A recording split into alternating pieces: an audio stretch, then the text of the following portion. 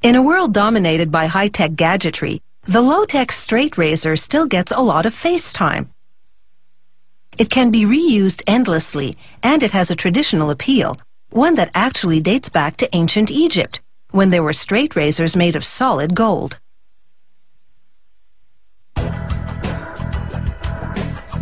Shaving with an unguarded, super-sharp knife has always been for the tough guys.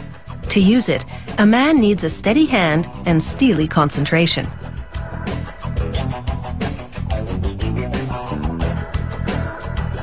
Production begins with steel cylinders heated in a furnace until they're soft and malleable. A forging hammer then pounds the cylinders into dies to shape them. A punch cutter trims the edges and cuts the shape into 2 blades. From a steel rod to a flat razor shape in just a few steps. The straight razors are then fed to another die, one at a time. A weight forces the razor into the die, a process which both improves the shape and condenses the metal to strengthen it. Next, a worker dips a rack of about 50 blades in graphite powder, followed by molten lead. The lead adds more strength to the steel.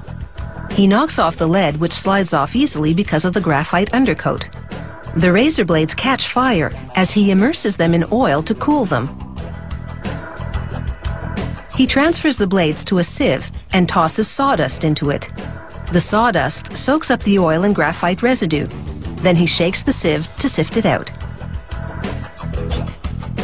After a hardening treatment, it's into an oven to bake slowly. This gets rid of brittleness and relieves internal stresses. A technician then scrutinizes the razor to confirm that it's straight. If it's not, he hammers it straighter. Another worker grinds the blade, angling it down to the cutting edge using a series of abrasive wheels. He tests the edge against a thick metal band. It needs to be as thin as aluminum foil and strong yet flexible.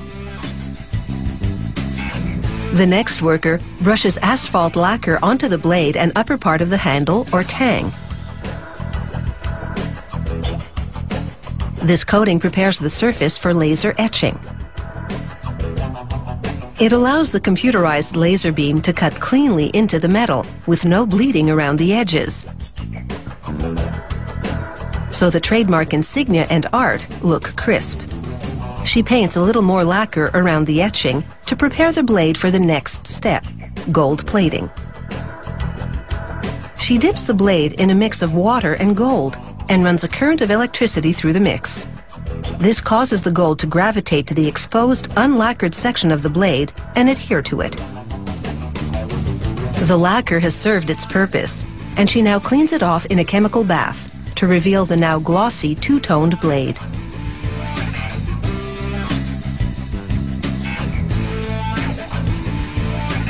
Next, she sandwiches the tang of the razor blade between the 2 plastic parts of the handle, using a long pin to hold everything together.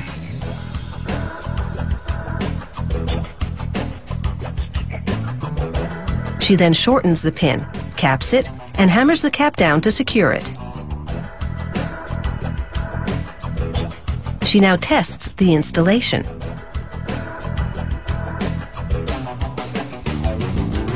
The next worker grinds the entire blade against a slightly concave abrasive wheel, further sharpening it while maintaining the sloped profile.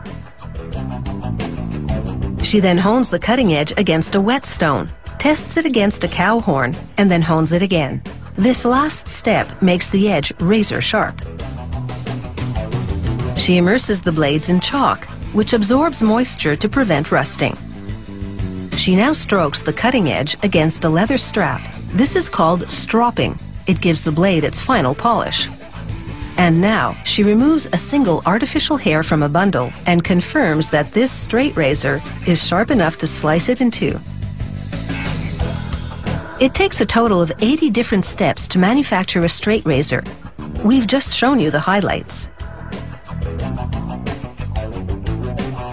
Properly maintained, a straight razor should last for decades.